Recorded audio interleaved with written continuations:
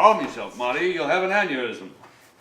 After thrashing a hoverboard and riding a flying car, how am I supposed to just sit in traffic? I'm from that generation. I'm a Generation Xer, so Back to the Future was part of my past. It's kind of a recreation of what happened in 2015, why 2015 is different for us than it was for the Back to the Future people. Anybody want to make the initial opinion on Back to the Future kind of respin of 2015? It was well written and funny. I was laughing all the way through it. I thought maybe the camera work was a little not up to the standards that we usually see here. Yeah.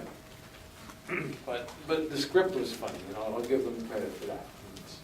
I thought the acting was pretty good. I thought it was spot on, the impressions of it. It's one of those things where I think I was talking to somebody else about this, where it's like, it's difficult because Michael J. Fox and Christopher Lloyd are so those characters, and that's what we have in our brain. So it's hard to like kind of transition to these new actors kind of playing those versions, like, because we only know that story from those kind of characters. So imagine you take that script and that kind of concept and you put Christopher Lloyd and Michael J. Fox in that, it kind of works. So basically you got to kind of recreate your imagination for that kind of story. So in the little trivia question, the guy who plays Doc Brown is the guy who played George McFly in the second and third movie.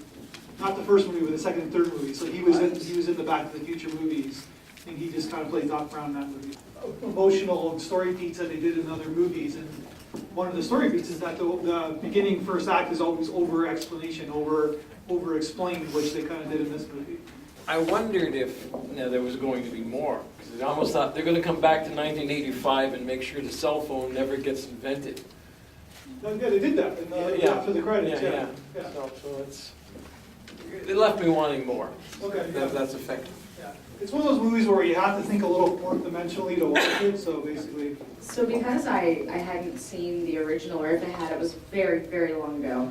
I didn't feel totally qualified to comment, but I will say I think there's a place for like this type of cinema, this like genre fan fiction cinema that really calls back to all the tropes that we loved when they first came out. Although, like other comments, it didn't hit all the notes that I was hoping it to, but I didn't expect it to because I didn't have a huge relationship with the movie prior.